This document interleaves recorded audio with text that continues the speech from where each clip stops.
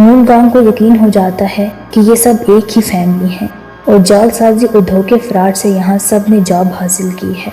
वो धमकी देती है कि मैं ये वीडियो इस घर की मालकिन को भेजूंगी। अब चुंग सूक उसकी मिन्नत करने लगती है कि प्लीज़ ऐसा ना करो, क्योंकि अब बाजी पलट चुकी होती है। पहले मून गांग तरले कर रही थी और अब चुंग सूक। अब मून गांग अपने शोहर को भी ऊपर ले आती है और इन सब से कहती है कि हाथ ऊपर करके खड़े हो जाओ। वो तामील करते हैं तो वो उनकी और उस टेबल की भी वीडियो बना लेती है जिस पर ये लोग खाने पीने की पार्टी कर रहे थे। तभी अचानक वो चारों उन पर हमला कर देते हैं और उससे मोबाइल छीनकर वो वीडियोस डिलीट कर देते हैं। अभी ये हाथापाई में ही लगे होते हैं कि घर वाले फोन की घंटी बजती है। चुंग सूक फोन उठाती है तो घर की मालकिन होती है जो बताती है कि तेज बारिश आ गई है तो हम वापस आ रहे हैं, हम अगले 8 मिनट में घर पहुंच जाएंगे। वो उसे खाना बनाने का भी कहती है। फोन कॉल के दौरान बाकी तीनों मून और उसके शोहर का मुंह बंद करके रखते हैं। अब इन्हीं 8 मिनट में इन दोनों से भी निपटना होता है, सारी सफाई भी करनी होती है और खाना भी बनाना होता है। तो ये लोग पहले उन दोनों को नीचे तह खाने में बांध देते हैं और फौरन से ऊपर आकर सारे घर की सफाई शुरू कर देते हैं, क्योंकि वक्त कम मुकाबला सख्त होता है। बताए गए 8 मिनट में ही मालिक फैमिली घर पहुंच जाती है। ताहम तब तक ये लोग सब कुछ संभाल कर चुंग के अलावा बाकी सब घर में ही छुप जाते हैं, क्योंकि उनके यहाँ होने का कुछ जवाब नहीं था। खाने के दौरान घर की मालकिन चुंग सूक को बताती है कि एक रोज जब रात को हम सब सो गए थे तो हमारा बेटा दासांग केक खाने के लिए उठा। केक खाते हुए उसने एक भूत देखा जो दरअसल भूत नहीं बल्कि पुराने केयर टेकर मून का शोहर था, जो तहखाने से ऊपर खाना खाने आ रहा था। मगर बच्चे के बताने पर ये लोग यही समझते हैं कि कोई भूत था। रात को बारिश हो रही होती है। दासांग बाहर टेंट लगा लेता है कि मैं आज रात यहीं सोऊंगा। तो उसके मामा बाबा चुंग और डांग हाल ही में लेटते हैं ताकि रात भर वो उनके सामने रहे। जिस सोफे के ऊपर वो दोनों लेटे बातें कर रहे होते हैं उसी के नीचे की टाई, की जंग और की वो भी छुपे होते हैं। डांग चुंग से कहता है ये हमारे ड्राइवर से अजीब किस्म की शदीद बदबू आती है जिसे बर्दाश्त करना नामुमकिन हो जाता है। वो इस बदबू को लोअर क्लास से जोड़ता है। दरअसल की फैमिली जिस बेसमेंट वाले घर में रहती है उसके हर तरफ गंदगी होती है। लोग वहाँ टॉयलेट करते हैं जिसकी हवा के अलावा सीपेज भी नीचे इनके मकान में आती है, जिसकी वजह से उन सब से बहुत ही नागवार सी बू आती है। उन दोनों मियाँ बीवी की बातें सोफे के नीचे की फैमिली सुन रही होती है जो उन्हें बुरी भी लगती है। पहले दासांग ने भी एक बार कहा था कि जैसी बदबू मेरी टीचर से आती है वैसे ही हमारी केयर टेकर और ड्राइवर से भी आती है। तो की फैमिली इस बदबू से बचने के लिए अपने ड्रिंक्स और साबुन तब्दील करते हैं, मगर वो बदबू उनके जिस्म की नहीं बल्कि उनके घर और उसके गंदे माहौल की होती है जिसमें ये रहते हैं। रात जब चुंग और डांग सो जाते हैं तो ये तीनों वहाँ से भाग निकलते हैं, मगर रात भर से तेज बारिश की वजह से उनके बेसमेंट वाला सारा घर तो बारिश और सीवरेज के गंदे पानी में डूबा होता है जो एक खिड़की खुली रह जाने से अंदर आ गया था। तो ये लोग एक जिम्नेजियम में शेल्टर लेने पर मजबूर हो जाते हैं जहाँ बेघर हुए और भी काफी लोग होते हैं। अगली सुबह दासांग की मामा बेटे की सालगिरह के लिए खरीदारी करने जाती हैं, तो वहीं से ही की जंग को फोन करती है कि आज हमारे बेटे की सालगिरह है, अगर आप भी आएंगी तो हमें खुशी होगी क्योंकि आप उसकी टीचर हैं। वो की वू को भी दावत देती है जो उनकी बेटी का ट्यूटर होता है। खरीदारी करके वापस आते गाड़ी में उसे ड्राइवर से वही नागवार बदबू आ रही होती है तो वो अपनी नाक बंद कर लेती है। ड्राइवर को ये बात बहुत बुरी लगती है क्योंकि वो इस रवैये को अपनी हद तक समझता है। दरअसल उसकी मालकिन भी अच्छे अखलाक वाली है, मगर बदबू से तंगी तो फितरी बात है, सो उसे ना चाहते हुए भी नाक बंद करनी पड़ती है। नीचे लॉन में सालगिरह की पार्टी की तैयारी हो रही होती है। तभी कीवू और उसकी स्टूडेंट दहाई ऊपर होते हैं जो एक दूसरे को चाहते हैं। कीवू नीचे मौजूद दहाई के घर वालों की तरफ इशारा करके पूछता है क्या हम दोनों भी इन लोगों में से हैं। दहाई कहती है क्यों नहीं, हम इन्हीं में से हैं। लेकिन कीवू अपनी असलियत जानता है कि वो इनमें से नहीं है। वो सोचता है कि तहखाने में बंदे 2 लोग ही ऊपर आ जाएं तो उसकी तो सारी फैमिली का राज खुल जाएगा और सबको जॉब से भी निकाल दिया जाएगा, तो उनकी वही पहले वाली हालत हो जाएगी।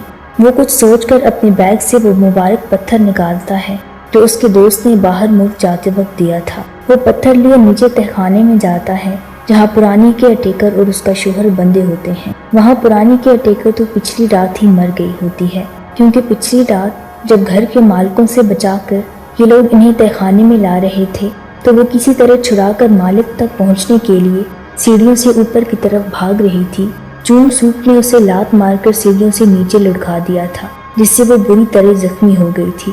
تہخانے کی سیڑھیاں اترتے کیوو کے ہاتھ سے پتھر چھوٹ جاتا ہے۔ وہ چپکے سے نیچے جا کر پتھر اٹھا لیتا ہے۔ وہ کسی بھی طرح ان دونوں کو ختم کرنا چاہتا ہے تاکہ ان کی فیملی کا راز ہمیشہ کے لیے راز ہی رہے۔ کیوو تہخانے میں آگے بڑھتا ہے، اس بات سے بے خبر کہ مون کے شوہر گیون نے خود کو کھول لیا ہے اور پتھر کی آواز سے الرٹ ہو کر پوری تیاری کے ساتھ گھات میں ہے۔ وہ اس کی بے خبری میں ہی اچانک اس کے گلے میں پھندا ڈال کر اسے گھسیٹ کر رسی ایک لیور کے ساتھ باندھ دیتا ہے اور کیوو والا پتھر ہی اٹھا کر اسے مارنے لگتا ہے، مگر رسی کھل جاتی ہے اور وہ اٹھ کر باہر کی طرف بھاگ نکلتا ہے، لیکن تہخانے سے بیسمنٹ میں نکلتے ہی گر جاتا ہے تو گیون پتھر سے اس کا سر پھوڑ کر باہر کی طرف نکل جاتا ہے۔ وہ چھری لے کر لان میں چل رہی پارٹی میں پہنچ جاتا ہے جہاں کی جنگ کیک اٹھائے دسانگ کی طرف بڑھ رہی ہوتی ہے، جسے وہ پہچان لیتا ہے اور جھپٹ کر چھری اس کے سینے میں اتار دیتا ہے، جس کے بابا یعنی ڈرائیور اس کے زخم کو دبا کر خون روکنے کی کوشش کرتے ہیں۔ کی جنگ کی ماں جو کیئر ٹیکر بنی ہوتی ہے جب دیکھتی ہے کہ گیون نے اس کی بیٹی کو زخمی کر دیا ہے تو وہ گیون پر حملہ کر دیتی ہے اور اسے مار ڈالتی ہے۔ اسی دوران مسٹر ڈانگ کی ٹائک سے گاڑی کی چابی مانگ رہے ہوتے ہیں جو وہ ان کی طرف پھینکتا ہے تو وہ گیون کے نیچے آ جاتی ہے۔ مسٹر ڈانگ اس کے نیچے سے چابی نکالنے لگتے ہیں تو اس سے بہت زیادہ بدبو آ رہی ہوتی ہے تو وہ اپنی ناک بند کر لیتے ہیں۔ کی ٹائک انہیں ناک بند کرتے دیکھ لیتا ہے تو اس کے حیران چہرے کا رنگ بدل جاتا ہے۔ وہ غصے میں اٹھ کر مسٹر ڈانگ کو چھرا گھونپ کر مار ڈالتا ہے۔ کی ٹائک انہیں ایک تو اس لیے مارتا ہے کہ وہ اس سے گاڑی کی چابی اس لیے مانگ رہے ہوتے ہیں کہ اپنے بیٹے کو ہاسپٹل لے جا سکے جو محض بے ہوش ہوا ہوتا ہے، جبکہ وہیں پر کی ٹائک کی بیٹی مر رہی ہوتی ہے جس کا مسٹر ڈانگ ذرا بھی احساس نہیں کرتے۔ دوسری وجہ یہ کہ جب وہ گیون کی باڈی کے نیچے سے چابی نکالتے اپنی ناک بند کرتے ہیں تو کی ٹائک کا غصہ دوبالا اور بے قابو ہو جاتا ہے، کیونکہ اس سے بھی ویسی ہی بدبو آتی تھی جس پر پارک فیملی کئی بار ڈسکس بھی کر چکی تھی۔ تو کی ٹائک مسٹر ڈانگ کے اس عمل کو خود سے ریلیٹ کرتا ہے، کیونکہ وہ لوگ بھی اسی طرح کئی سالوں سے گندی بیسمنٹ میں رہ رہے ہوتے ہیں جس طرح گیون تہخانے میں رہ رہا تھا، جس کی بو سے مسٹر ڈانگ نے اپنی ناک بند کر لی، جس پر کی ٹائک سمجھتا ہے کہ یہ ہم جیسے ہی غریب لوگوں کے ساتھ یہ گھٹیا رویہ رکھتے ہیں، اس لیے وہ اسے چھری مار کر وہاں سے بھاگ جاتا ہے۔ اس کے بعد اس کا کوئی سراغ نہیں ملتا، جبکہ کی ٹائک کی بیٹی کی وہیں پر ہی موت ہو جاتی ہے، تاہم اس کا بیٹا کیوو بچ جاتا ہے، لیکن اس کے سر میں شدید چوٹ کی وجہ سے اس کا دماغی توازن تھوڑا بگڑ جاتا ہے۔ بچ جانے والے ماں بیٹے پر دھوکے اور جعلسازی کا کیس چلتا ہے، تاہم عدالت انہیں کچھ ہدایات دے کر چھوڑ دیتی ہے۔ جس گھر میں یہ سارا حادثہ ہوا ہوتا ہے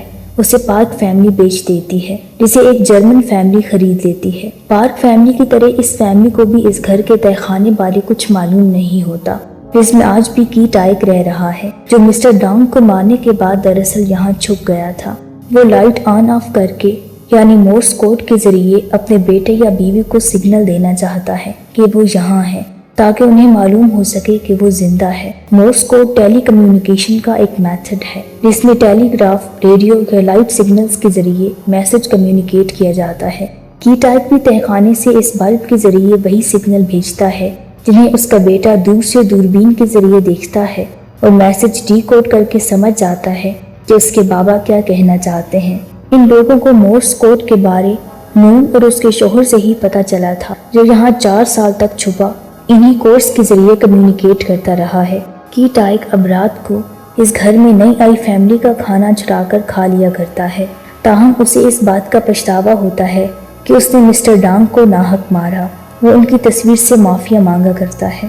پھر ہم اس کے بیٹے کیوو کی آواز سنتے ہیں جو بابا کے لیے کہتا ہے کہ میں ایک روز ڈھیر سارے پیسے کماؤں گا اور اس گھر کو خرید لوں گا، پھر آپ سیڑھیوں سے چل کر اوپر آنا، ہم آپ کا انتظار کریں گے۔ اور بالآخر اس کا خواب پورا ہوتا ہے۔ ایک دن وہ اس گھر کو خرید لیتا ہے اور کی ٹائک تہخانے سے بلا خوف اوپر آتا ہے اور اپنے گھر والوں سے گلے ملتا ہے، تاہم یہ سب کیوو کا خیال ہوتا ہے، حقیقت میں ایسا کچھ نہیں ہوتا۔ کیوو اور اس کی ماں آج بھی اسی گندی بیسمنٹ میں رہتے ہیں جس میں پہلے رہا کرتے تھے، جبکہ کی ٹائک اس بنگلے کے تہخانے کے اندر خود ساختہ قید میں اور یہیں پر یہ مووی ختم ہو جاتی۔